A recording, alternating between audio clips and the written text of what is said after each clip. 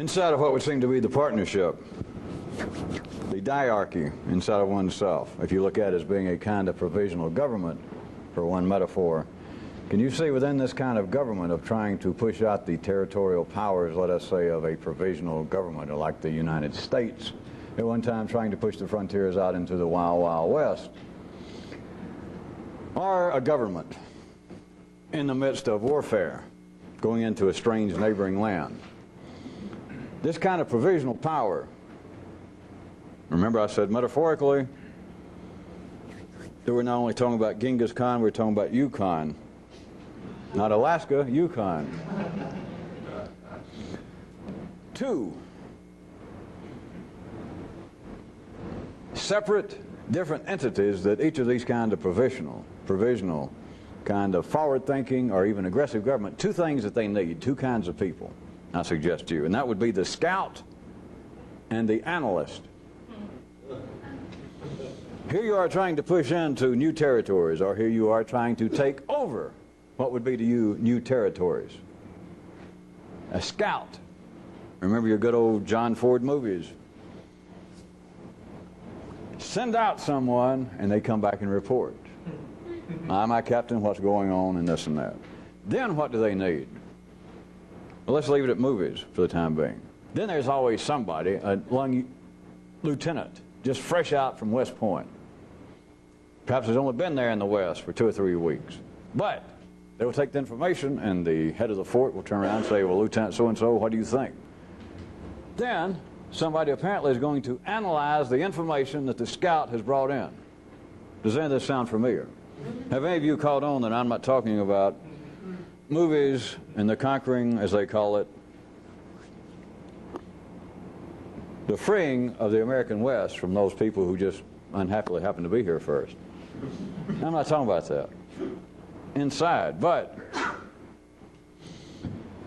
can you see, let me make the division further. If we were talking about what appears to be a good old movie or good old history outside, that Alexander does send out scouts.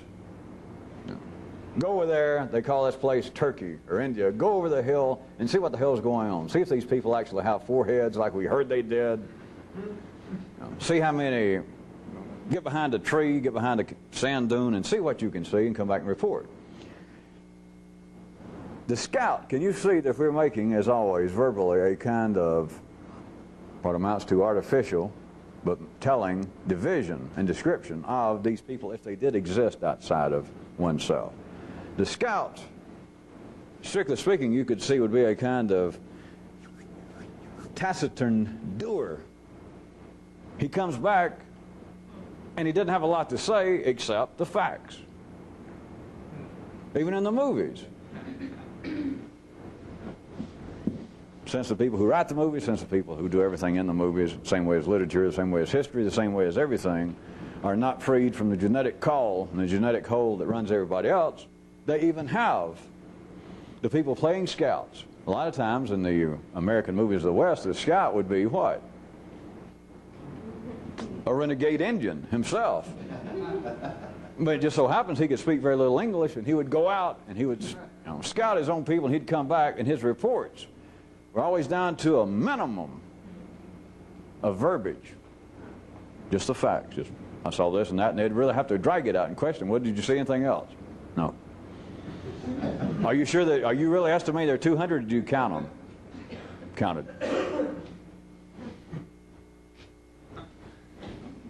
A doer. He went out and did it, but he didn't have much to say, except absolutely what was required. But then you could see the analyst back at the fort. You could see him as a kind of sedentary, languid thinker. He doesn't have to go out. And they might say in literature or the movies, they might say, well, in fact, I don't want you to go out, even if you had any interest, because you're too valuable. We got scouts, we can send them out, and they'll bring back the raw data, right? I don't think they use that kind of terminology in the movies. But you go out and get the information. You go out and scout, and you bring back the information, and we'll let Lieutenant so-and-so here analyze it and give us his advice. Again, I ask you, does any of this sound familiar? If it doesn't sound familiar, I guess a lot of you laughed that you suspected I was going to say, hey, we're not talking about external affairs. Under ordinary circumstance, in this kind of diarchy, this kind of partnership between you and whatever this other you that takes turns speaking for you and suffering for you and telling you that you should suffer, and then you telling it should suffer, and then it telling you no, that it thought of it first, and then you telling it to shut up. Within that, at all given times, you have a dominant submissive dynamic, of course. You've got the dominant submissive dance going on. There it is in the fort. They come back in the general's little office there. The scout comes in. There could be a handful of people staying around. A guard and a cook wanders in and out, and Gabby Hayes, keeps saying what's going on, and nobody knows why he's there. But there's a dominant submissive dance. And the general says to the scout, tell us what's going on. And then right then, he is the entertainer. He's got the stage. He's got the platform. He is the dominant one. And all he reports is what he has done. He reports on the experience. Taciturnly, with just as bare minimum of words and descriptions as is necessary, and that's all.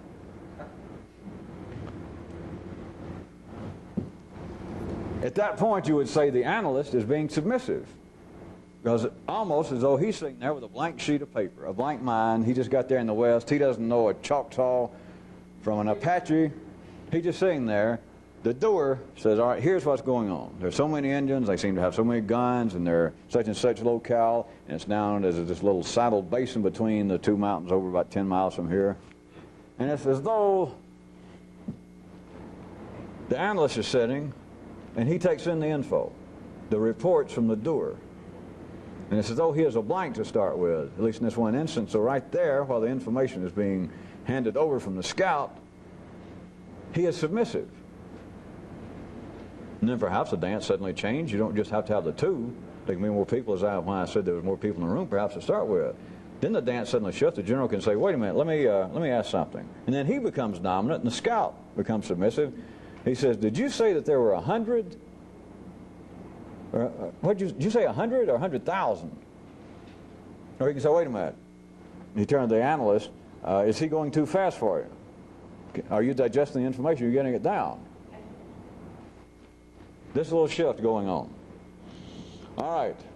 Beyond this kind of momentary shifting back and forth, which is going on inside of you all the time and everyone else, there is what I was going to point out on a somewhat three-dimensionally broader scale.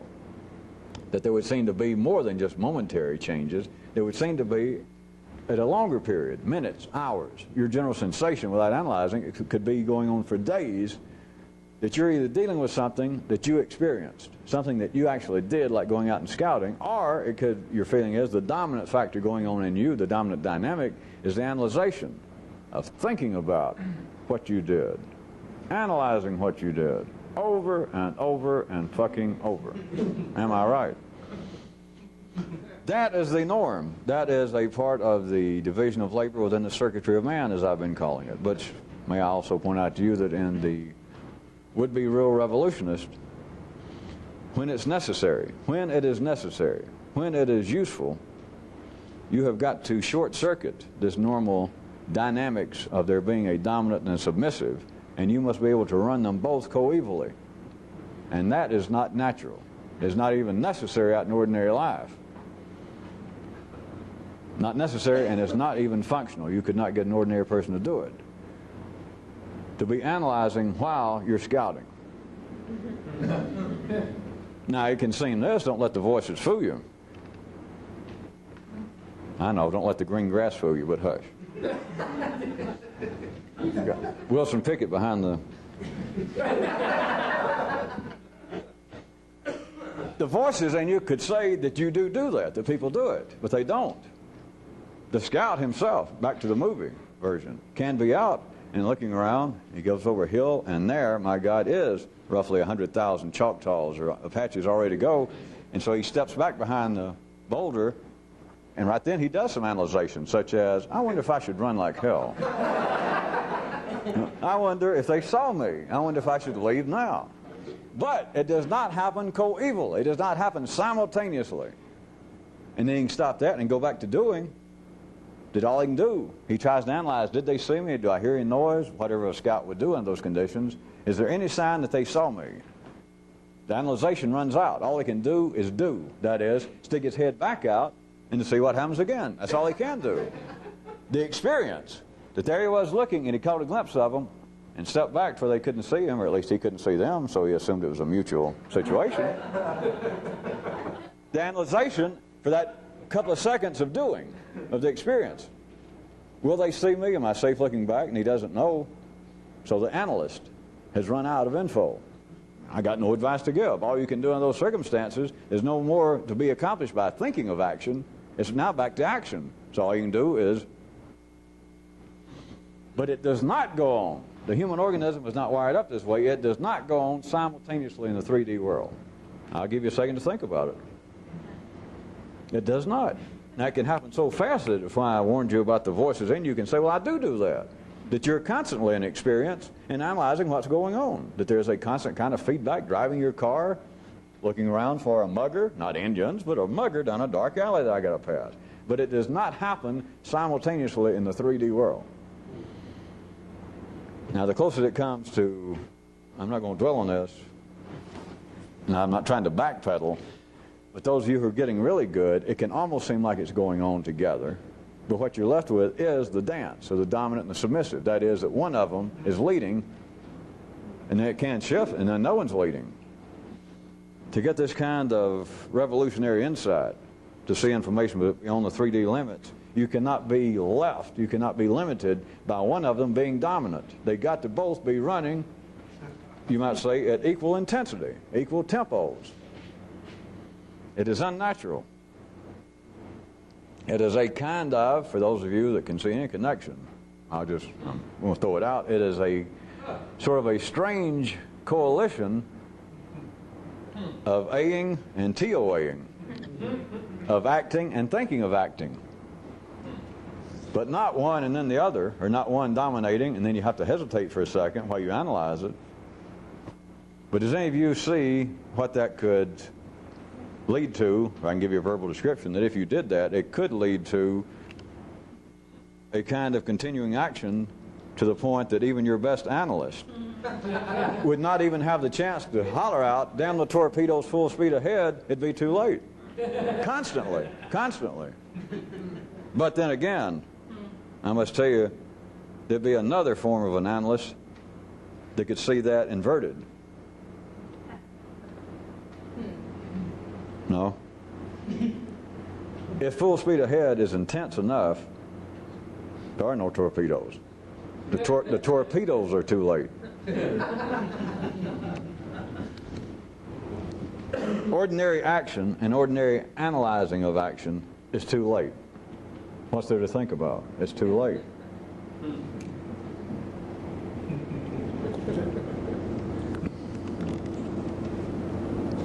Let me ask another one. How about this?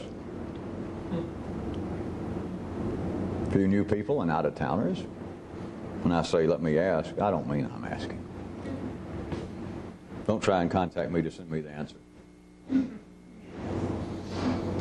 Do, under ordinary circumstances, do people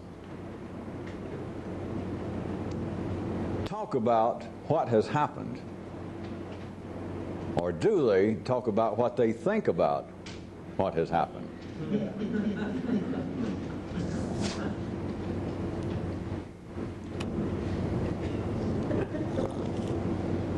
Under ordinary circumstances, the ordinary people talk about something that has actually happened. Or are they talking about what they think or even what they feel? But if they're going to put in words, you would normally in the city think it. Want to describe it as what they think. When people are interviewing somebody, they say, what do you think? They don't normally say, what do you feel, which is another story. You can work on that. Why do not reporters say, what do you feel about this tragedy? They say, what do you think? Of course, there's a little exception. I hate to deal in jokes or funnies. But somebody I heard criticizing the insensitivity of the news media, especially television now, about going around to tragedies. And suddenly, and somebody's house burnt down, their whole family burned up, and a reporter will say, hello, I'm so-and-so with Eyewitness News on Channel 14. How does it feel that your whole family just died? somebody was criticizing that, and they said that somebody had just fallen off a building under construction. They heard about it, and the news team rushed out, and they rushed up, and there was a guy standing there with a hard hat on, looked like he worked there. And he says, oh, I'm so-and-so, would you tell, how did you feel when you saw the guy fall off?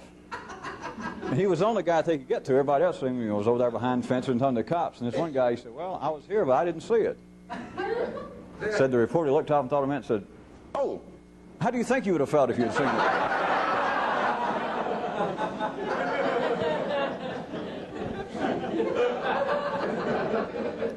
Since I didn't write that, I guess you ought to go back and edit that out of the tape. I don't normally do other people's material. Now back to it. You could think that people discussing, especially scientific, back in the city horizontal sense of scientific, technological matters, that they would be close to actually having to discuss what happened. A scientist observing an experiment, trying to verify someone else's experiment, that he would have to, or she would have to, actually, when they were going to talk about it, talk about actually what had happened. But let's leave that for a second.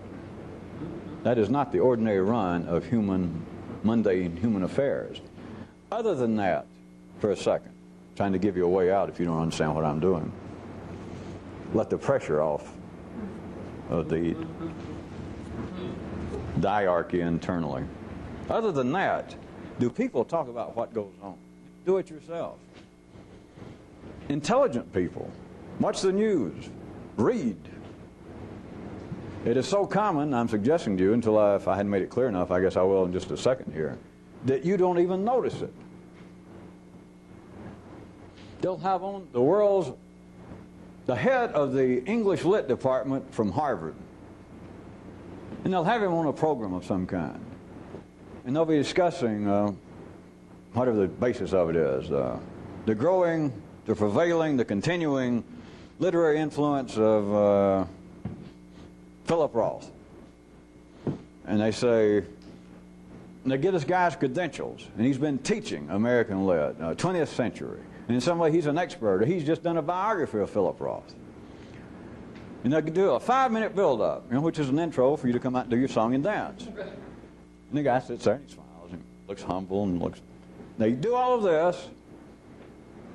He has now the meaningful, for the time being, biography of the man, been tracking his career all these years, the moderator.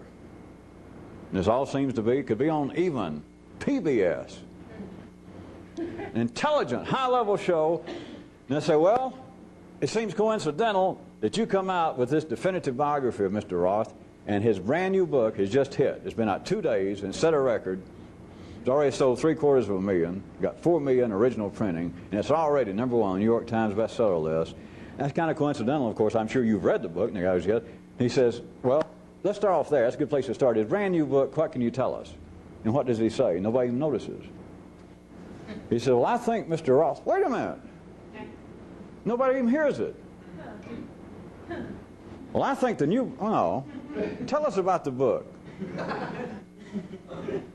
Well, I think the time, we didn't ask you what you thought, did we? Now, I'm not staying here to be sarcastic. You know that by now. You don't even hear this. Now, there are voices in you. And there are even voices worse than that. There could be voices in Bill Buckley. He's not here, is he? Surely. They could say, wait a minute, that's all a human can do, especially an intelligent human. But think about a second. We got a second. Is he going to comment on the book in some way? The book is what seemed to be under discussion. There is a new book by this man that seems to be the focal point of your interest in life. That's why you're here. A brand new book. The book is a hot item. Everybody's talking about it. Everybody's reading it. A lot of people are paying big bucks for it. You're the expert. Tell us about the book. And he says, well, glad to be here. All right, I think that Philip Roth has finally, wait a minute.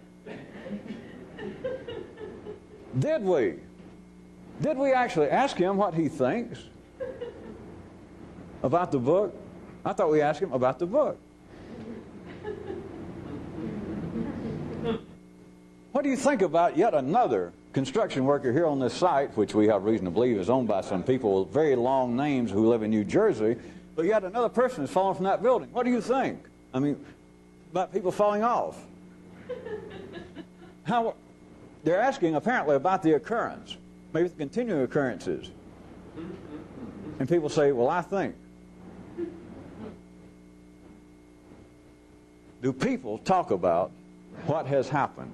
Whether it be a brand new book by Philip Roth, or the fourth person to fall from this construction site under very questionable conditions, safety conditions here. Are we asking them that, or are we asking, what do you think about what has happened? What is it when you sit around with people? Just under ordinary conditions, just people, your acquaintances, your family, people you sit around and chat with. What do you talk about? Do you talk about things that happen? Or do you talk about what each of you think about the things that happen? You first have to establish, I guess. I say, I guess, I know what I'm saying. But like you say, hey, have you heard that the Tandy Corporation is going to put out a machine they claim that will actually record CD disc? Another guy says, well, I think the whole thing about it, wait a minute. Is it possible, under ordinary conditions, that people talk about stuff that has happened, or can they only talk about what they think about, or what they feel, even though that's not the way it's normally described in our part of the world, about what they think about what has happened? Is it possible to be otherwise? What if it is just predominantly the case that people say and mean? Yes, Philip Roth's new book. Yes, I've read it. Okay. I think what's happened to Mr. Wait a minute. Is that, if that is the majority occurrence in the conversation between humans back in the city, is anything else possible? Why are things arranged in such a way that if it be a large percentage, I'm still not going to tell you much because you'll be able to see it yourself of how much is going on. I'm not going to say everything. That's why I gave you the way out with the first part about scientists and inventors. But if there's just a large percentage of this going on, of people not apparently being able, not wired up to talk about something that has happened, that they seem to have established a foothold here that, hey, we're about to discuss so-and-so. New digital audio recording devices for home use, an American author's new book, or perhaps mob influences and OSHA's oversights on construction sites. Whatever it is, are we going to discuss it? Can we possibly discuss it? Can we talk about it at all? Or can we only talk about what each of us thinks, sort of, about what it is? And of course, there are even generations removed from that. Well, I think, and what the person about to say is, well, I'll tell you what I think about what I read that another guy heard and then he reported that was going on. Nobody even notices that. It's not an attack on life, and don't anybody get the blues. If you start worrying about that, then you almost get immobilized because you'll realize, well, hey, in a sense, nobody scouts anymore. Or the information I'm getting has been analyzed about 14 times, and here I am speaking about it. Well, I'll tell you what I think. And you're not even in the position of being Lieutenant, Fig Brain, who's getting the report from a scout who was there. You're saying, well, all right, I'll tell you what I think. And you're saying what you think about something that you read, which is a critique by a critic about another book by a guy who did reporting 20 years ago on someone who told him what they thought about such and such, and that's your information. But rather than this being some kind of attack on humanity, what I was going to point out right quick, that some of you should be able to hear based in the midst of that laughter, is that you can't really stop there with ordinary consciousness, or you would get almost the terminal blues. You would be like a possum in the headlights. You couldn't move. You would be stuck forever. But the reason I bring that in is simply pointing out to you again that I can make note of such things as this, and parts of you can go, yeah, that's true. But please note that that doesn't have a bit of detrimental effect as far as you can tell in the city. In other words, that people don't really know what's going on, that there's not based upon doing and experience in a sense. That right quick I could get some of you to see it, or even ordinary people. especially, smart alecks back in the city, go, yeah, yeah, yeah. But then right quick, I got to point out, well, so what? And the truth is, well, it doesn't seem to make any difference. And it doesn't. But within the bushes, within the dangerous parts outside the city of trying to do this, it do make a difference. It first off makes a difference that you have got to realize it. It's unimportant in the city. Things work as they work, and they will continue to work as they work in you if you do not do something extraordinary about it. You have got to see that you continually, you can start out if you want the easy way and listen to other people, turn your little TV or talk radio or pick up the paper. There it is. I think. Of course, in print, a lot of times they don't say that. But it goes on verbally. If you got side print and get into interviews, it goes on continually. Presidents, priests, rabbis, the man in the street, critics, leading experts. You apparently say, well, what is going to happen now that since last Thursday, the prime rate has moved so-and-so, the interest rate has done such and such, and we find out that the negative impact of the balance of trade between us and Western Europe is such and such. Dr. So-and-so, what does that tell us about the nation's economy today? I think what we have, well, did we actually ask him what he thinks? And piece of you'll say, yeah, that's all he's got. Think about it. Is that what you asked the man?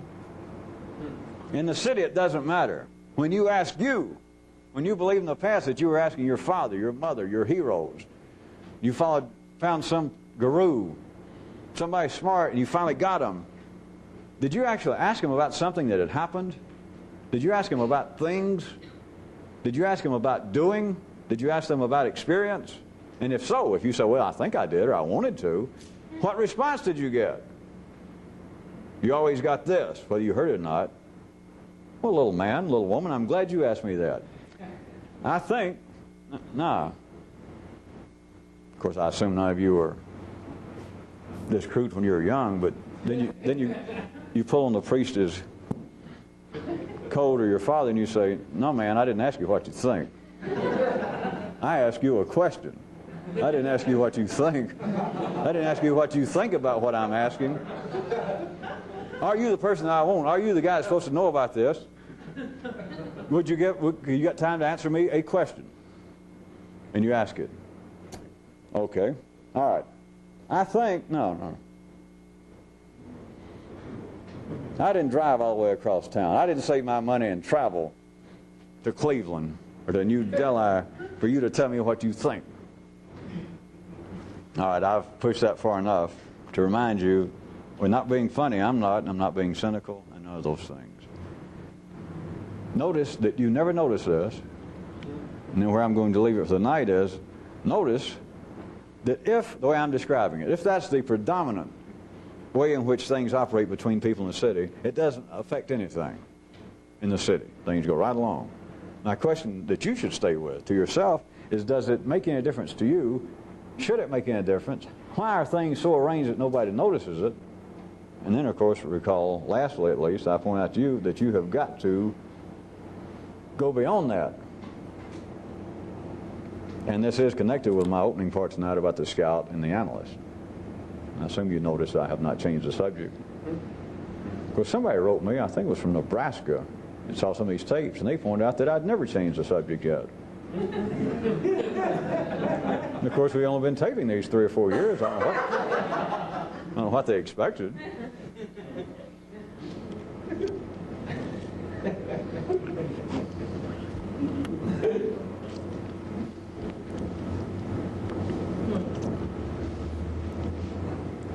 Try a further connection.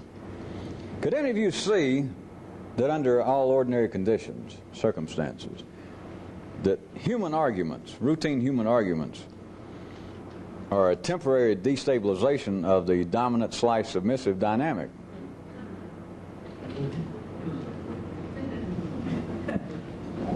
A note. Oh. Well, it is closed. Where? It's not in the front pocket. Oh.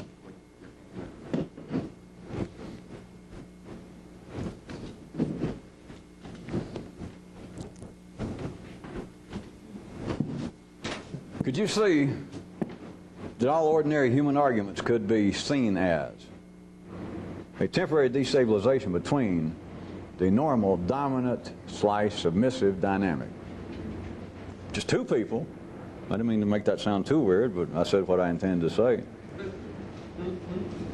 Two people having an argument, a disagreement. How about it could be between even a scout and an analyst? Oh, that's right, I left that subject. We're on to something else. Two people, you and someone else, having a disagreement, arguing about, well, so-and-so happened. No, it didn't. Or so-and-so, I tell you what I think about what. No, you got it wrong. You're having an argument. I told you to do so-and-so. No, you did not. I told you to do it and you didn't do it. You did not even tell me. If you had told me, I'm not sure I'd have done it. But you didn't tell me. I did tell you. Can you see that it is from a view? Not that there's anything wrong with arguments now. You got to go somewhere else to find that out. Arguments are as necessary back in the city as pollution. And priests. And temples. And holy books. And holy underwear. It is, from a very real view, it is a temporary destabilization of that kind of dynamic. It's almost as though there are two people. They could be long-lost friends. They could just met in a supermarket or the basement of Bloomingdale's, and they're arguing over something on sale they both grabbed. It can be just a passing in the night, or it could be those apparently involved in a long-term relationship. But right then, the moment of the argument, can you see it is as though there it is, they are in a dance position. And the dynamics of always in a dance, that somebody got to lead and somebody got to follow. If it's going to change in a second, and whoever's dancing forward has got to mix. But right then, the dynamic, the balance has been destabilized, and nobody's leading. The dance has temporarily stopped. That is an argument.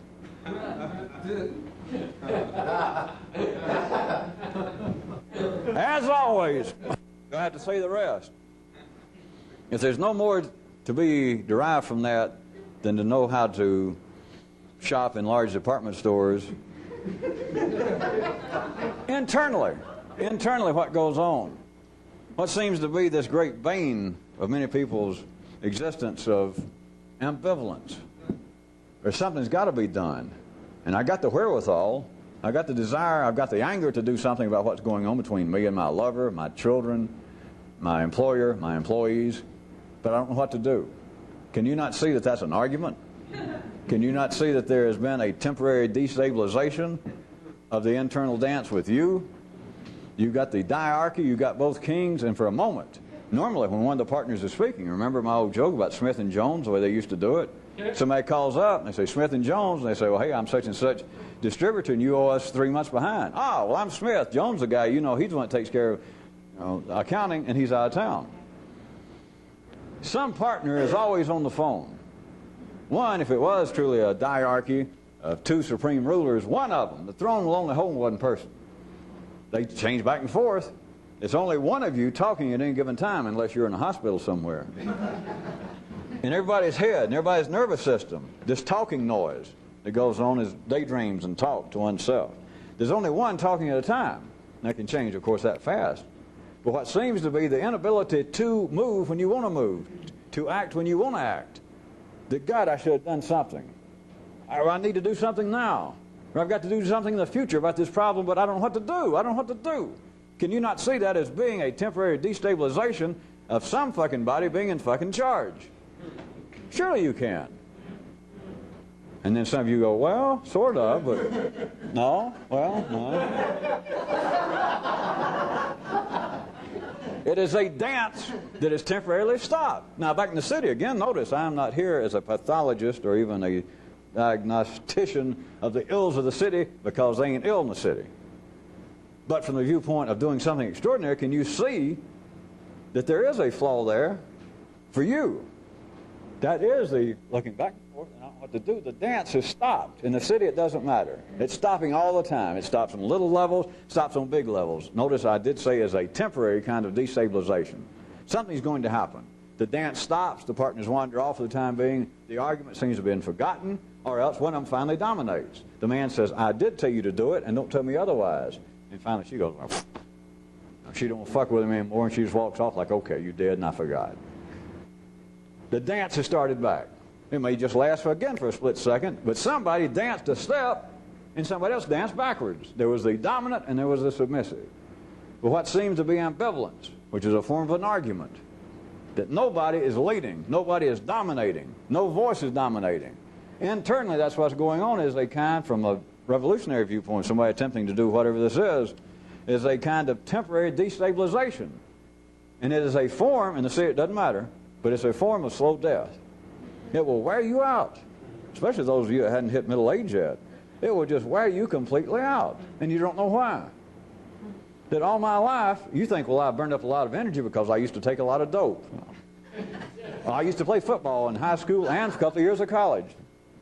Well, I took up running a few years back, and I run 2 marathons every day. Nothing. What has worn you out in the revolutionary sense is all of your life. We're not talking about once or twice. All of your life, you've wondered, what in the hell should I do? Now I can say, what the hell should I do about, and then blank. You just fill it in. But that is a normal feeling. It is a kind of continuing, temporary destabilization. Clock goes off in the morning, and you look, and you always set it. 30 minutes, 15 minutes earlier, and you absolutely have to get up. But still, you open an eye, and it's like, all right, I know I got the 15, but should I go ahead and get up early? Can I wait 2 more minutes? That's the beginning of the day. That's when you first open your eye. The rest of the day, you get up, all right, I stayed, and you did. You stayed over 16 minutes. Do I have time to take a tub bath, or should I just take a shower? Should I go ahead and put on the coffee now, or, well, I'm running late, should I just go ahead and take my shower? I said, I am running late, and I'll just make a cup of instant.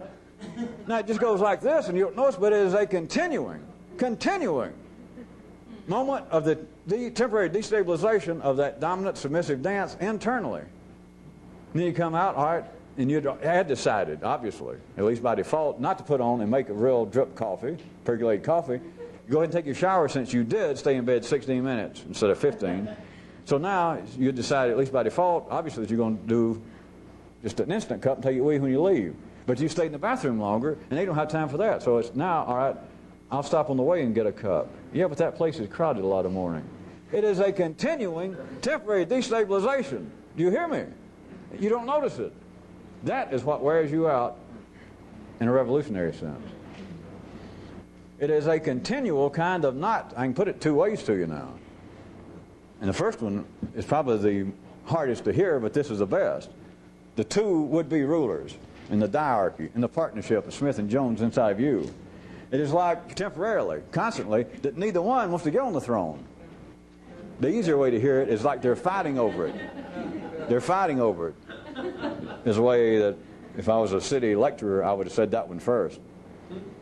Because that usually is the easiest one. People are wired to hear it that way, like they're fighting. In other words, you can't decide, can I stay in bed the full 15 minutes that I have allowed myself, or should I go ahead and get up early? It's like that decision of whether I should stay here or get up, that those 2, Smith and Jones. Smith says, get up. Jones says, we can stay here. It's like they're fighting over control. That sounds like the easiest way to describe it. But I like the other one better. I'm suggesting to you. Suggest. It's like temporarily that neither one of them really wants to lead. Neither one is right at the expense of the other, by the way. But all of you know that, right? In the binary world, nothing's right. No, wait a minute. In the binary world, everything is right. That's it.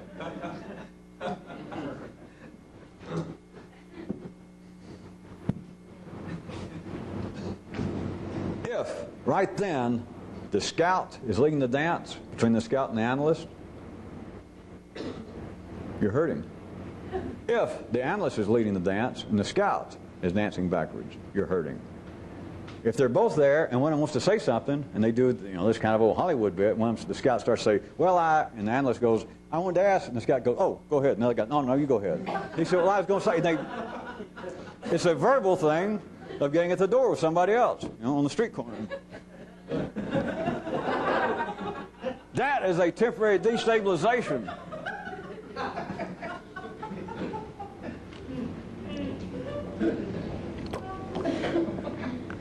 I guess this sounds more like Kyrute. Maybe he'll steal it from me, but I was going to suddenly motivated to point out to you that you could say a real revolutionist at least would be striving, if not able to, do something all the time on purpose, even if it was the smallest, dumbest, from some viewpoints, most boring, most innocuous, inconsequential thing possible. But at least he would do it. Like if somebody says, would you like to have some coffee? Sure. Then they start this. Cream or sugar? Yeah. Would you like it with cream? Yeah. And then they say, we don't have any cream. Can you drink it black? Absolutely. That's not just being funny. And let us say that there is somewhere wired up in you. This is a fair example since I just hit upon it, since it's not going to kill you one way or the other. Let's say that you are wired up that you do prefer, if you drink coffee, that you prefer it with cream. And they say, do you want it with cream? You say, sure. If they say, we don't have any cream, do you want it anyway? Yeah. It's at least go ahead and do it. I'm not going to give any further explication as to what's going on. If you're going to do this, you cannot stay in the worn out position that everyone else stays in, and you always have, of there being a continuing, and it's chopped up into such little pieces, people not having the 4D awareness of a continuum of time, that you're not aware that you're going through a continuing, just continuing, temporary destabilization of the dance. What do I do next? What do I do now? Do I care what I do now? The revolutionary view is, it doesn't really matter, not on that basis. And especially if it's like, well, I don't know what to do. Would you like to have a drink with us? Would you like to have some coffee? Let's see. Well, what kind is it? Fuck all that. It's almost, of course, you know this is not absolutely true in the 3D world.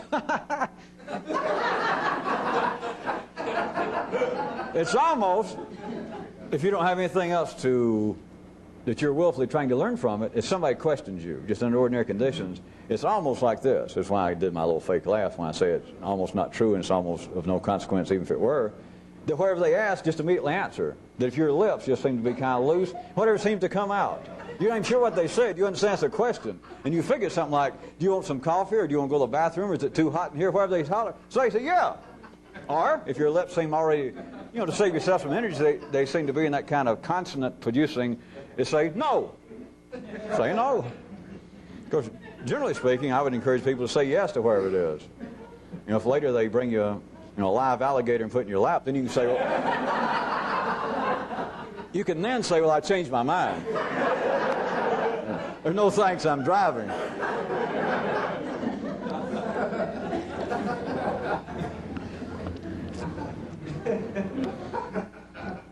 This temporary destabilization, from the last couple of meetings, a couple of things right quick. This kind of temporary destabilization between the ordinary dominant submissive dynamic, which is always involved. It's always going on everywhere. It's going on this second. It's going on inside of you. It's going on whether you got little wiring systems that says you don't like that and you don't even like me bringing it up and you figure there should be a better metaphor that I should have made up. I made up the great one. It is a dance going on and under all conditions in family life and love life.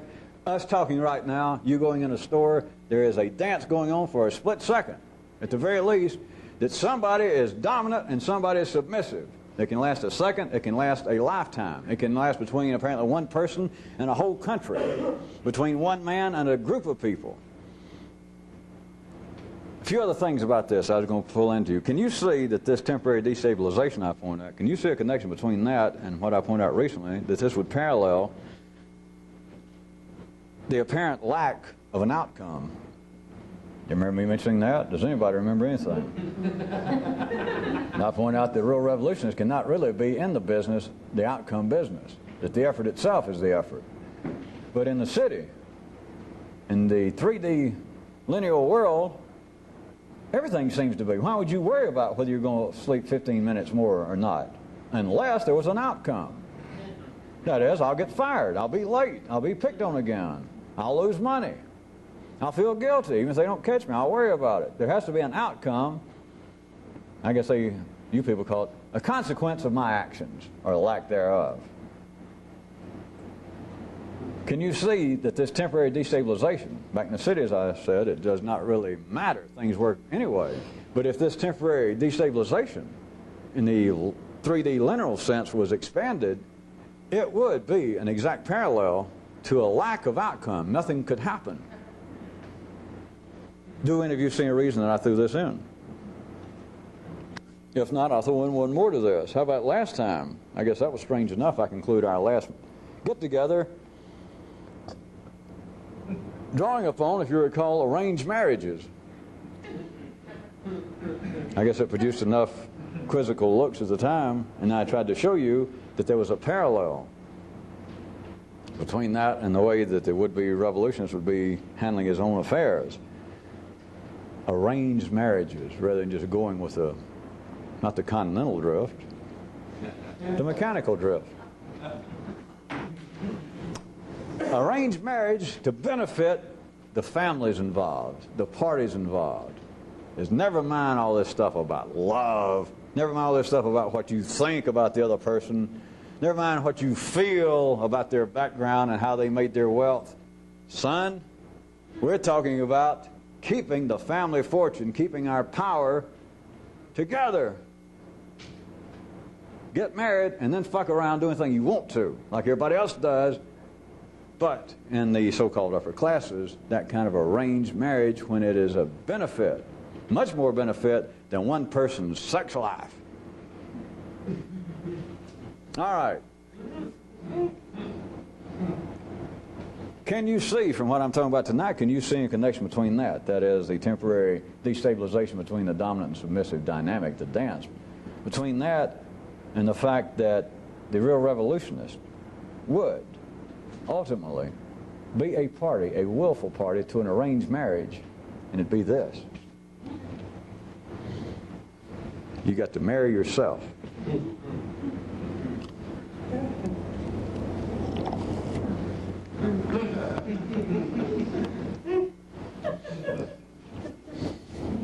I'm going to conclude my part of the tape tonight, I believe, since I already started, with a subject that I know interests everyone. I get a lot of mail, especially from Idaho, about this.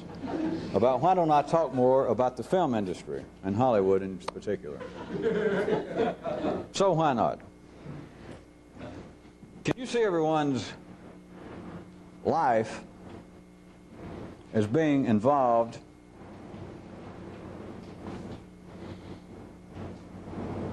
with your life having a plot and a subplot? The third one I may or may not get into is apparently no plot. But let's stick with the first two. Now, in literature, I didn't bother to read up on this or refresh my memory, and so I'll just use, we can use common sense, can't we? In literature, and the movies and plays and etc., the plot is the main storyline. And I guess you could have, I guess that they would, in fact, critics accuse children or no-talent authors, writers, playwrights, poets even, that they have concocted some so-called piece of art that only has a plot. In other words, it would be simple-minded, childish, too obvious, but a good play. Shakespeare, there's a great example, even I can remember him. There's not just one plot. You would be doing an intellectual disservice to your mental peers, if you had any, to say that Hamlet was simply a story about a prince that got pissed. They're subplots. They're complex situations, more so than what seems to be the main storyline, is what makes it. That there's not just the antagonist and the protagonist. It's not just a battle between these two people. You can write that and call it a story if you want to, but to start even having any aspirations to real art, it has a subplot. And I could even draw this into music, the symphonies and etc., Latin music, almost anything. The more complex it is, if it's just a syncopated rhythm going on besides the primary rhythm, if it's just a second guitar in a heavy metal band, every now and then playing some sort of riff that's kind of a counterpoint, if I may do such a disservice to AC/DC and some of my other favorites. But a complexity that would normally fall, in literary terms, as a subplot. All right. Surely all of you know what I'm talking about. Now look upon your life. You being everybody. Does an ordinary man's life have a plot Do you feel as though your life has a plot?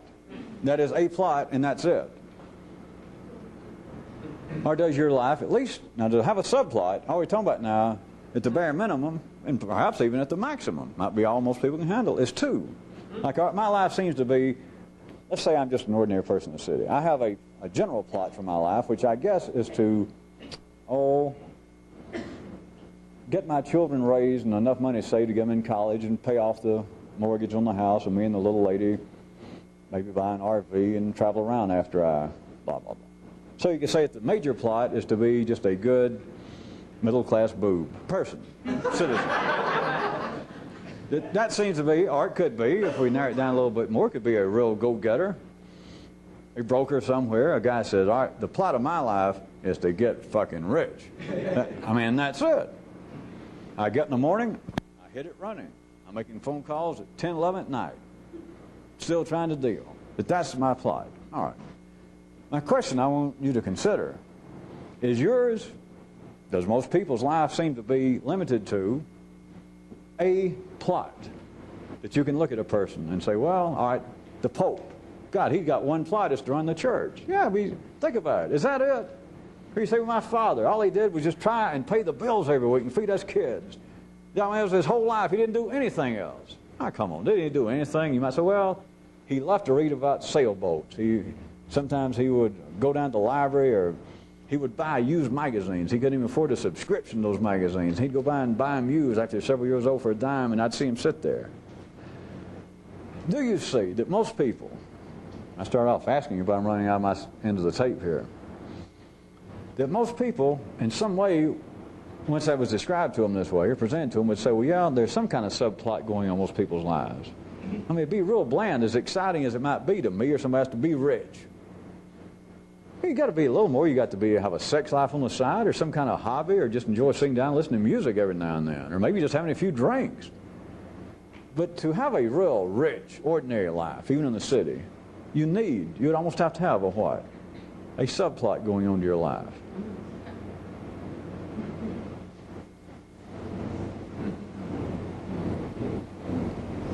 Does that have any relationship to this kind of activity? How about this?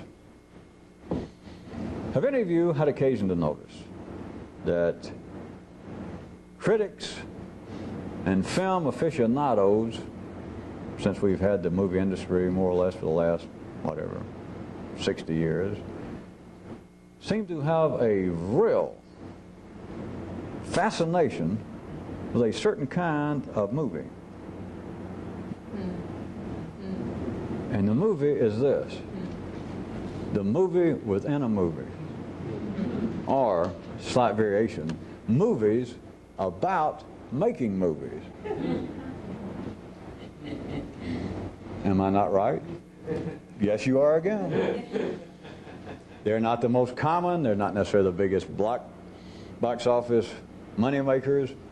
But I said what I meant to say, that critics, writers on the film, the art of film, film aficionados, there is a particular fascination, and they keep popping up throughout the world, at least Western Europe. Well, I know there's been some already finally hit the Far East. Movies about people making movies. And almost every one that I've ever heard of, ever read about, no matter the quality of the acting, etc., if that was just the basis of the movie, critics somewhere are going to sharpen their little pencils and comb their hair in the middle and do their mustaches and just almost slobber over and begin to rave about the subconscious, the far-reaching ramifications, the metaphorical significance of making a movie about a group of people out making a movie. God knows what the critics would do if there's ever a movie about some people who are making a movie about making a movie. I guess the people up in Manhattan would have a little cardiac arrest over there, foam at the mouth. All right. That's still just a comma, because now we're getting somewhere. Can any of you see that there is a revolutionary sense to this? That is, of a revolutionist going to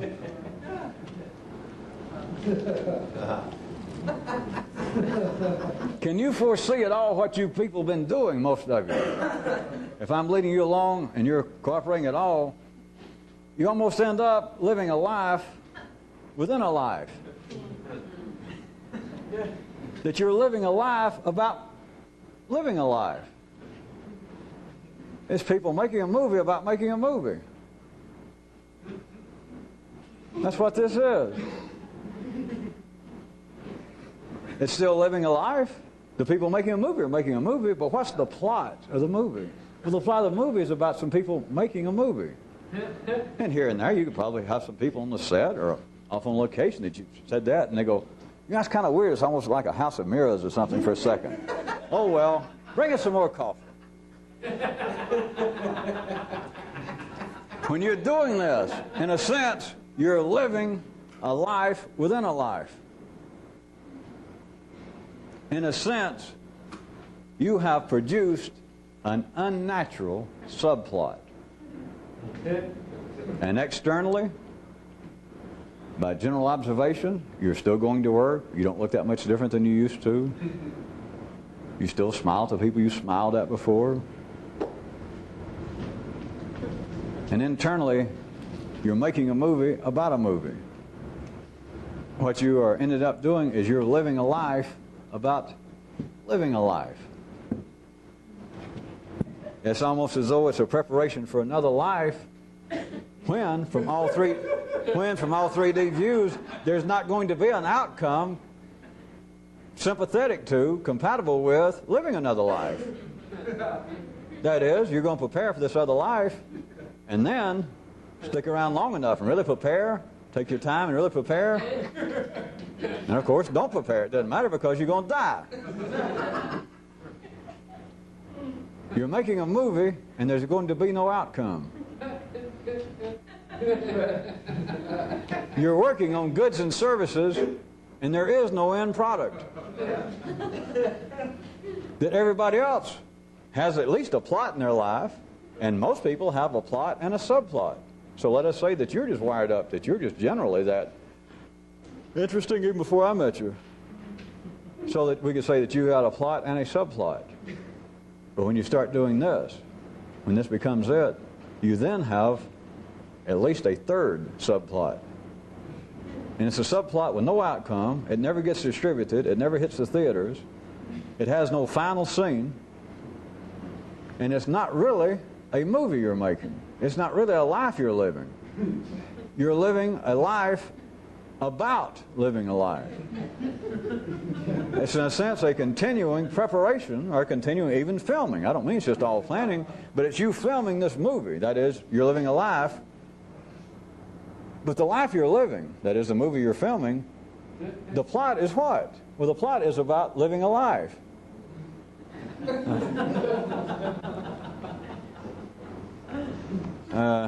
We got to turn over the tape. Well, I guess I'm going to leave that. It was so good. It is a useful approach that you could take in considering what you're doing here. I know how strange it sounds at times and how sometimes I, in a semi-facetious way, make it sound strange and talk about whatever this is and what kind of joke this is. But there is a kind of difficulty because this does not, to say the least, readily fit into anyone's inherent. Some of you are still weak and dumb enough and you believe perhaps that you acquired some of your taste. All right, you're acquired. Belief in what your plot in life is. This kind of activity does not readily fit by any means into your plot or your subplot. It does not fit into family. I know in the beginning maybe you think, well, this is going to help me. It'll help me get along with my family. It'll make me a more attractive person of the opposite sex. It'll make me get along better with my children. It'll make me financially more successful. You know, blah, blah, blah, yak, yak. It might and it might not. Mostly the latter. It's not the purpose of it. But it would seem everybody assumes, well, this is going to fit in, even though I'm using, it's my terminology, but if they had heard it, you people who first get attracted to this, your belief is, this in some way is going to enrich the plot of my life, or at least the subplot. Well, maybe the subplot's it. I've been busy trying to make a living, but I've always had this great kind of spiritual, intellectual hunger. That's your subplot. You know, in my spare time, I try to become more conscious. I've been trying, on my spare time, I've been trying to become enlightened. That's a subplot in your life, and that's not what this is tuned to. This is a brand new, unnatural. It's not known in the city. Now, there are reflections of it, and people use the same kind of terms. People use words that sound like it.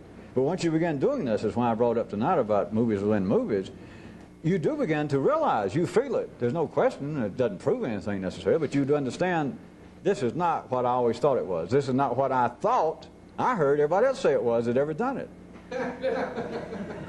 In a sense, there's not much of anything that fits into any plot or subplot I ever heard about, thought about, felt, imagined. And sometimes you wonder, why am I doing this? Remember, a movie within a movie. A real revolutionist gonna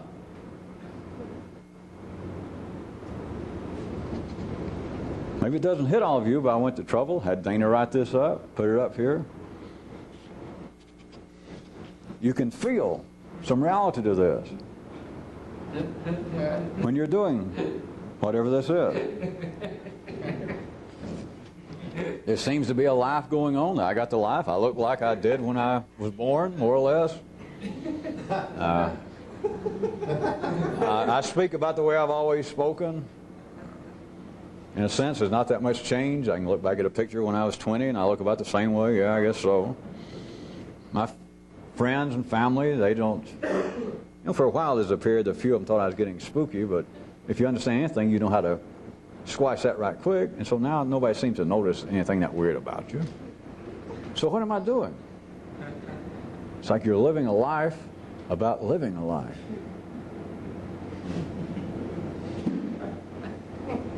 Need I add, this is in no way at all pessimistic. But once you know how to do it, you're freed, although they still are running through you, running through your circuits. The general plot and subplot, the noise still runs through you, but I assume all of you know by now, if you got the right kind of amplification or equipment, there are noises going on inside of you that you wouldn't believe. Just unbelievable noises.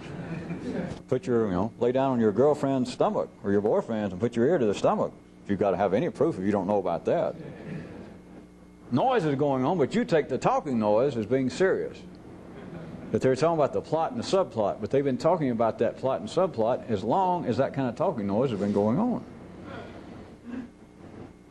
How about your own subplot? Living a life about living a life. And nobody knows you're doing it. I can't say you own it. Some of you are already doing it, and I was just giving you a sort of a description.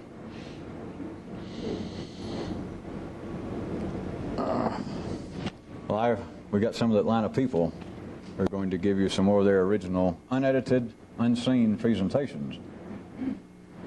And I did have a little epilogue and excursion, so you people out of town figure it out. It'll be that, and then the tape will stop, and the parademos will be here, right? Everybody got this figured out?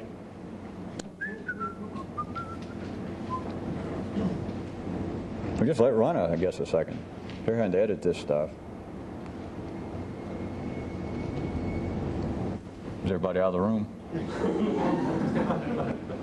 Well, that's right, you people out of time. Just stop the tape. Use your head. All right.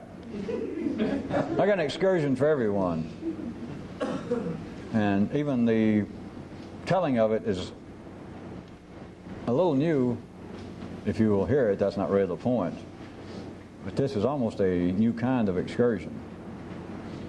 Since so many of you, here and out of town, keep stumbling around and smiling and wanting to tell me how much you're getting, have gotten, suspect you're going to get, about me pointing out of the 24-hour time lag between the lower circuits and the upper circuits, and how the upper circuits are not wired up in life to be able to persevere, to stay on one thing long enough to do something about this lag that's built in.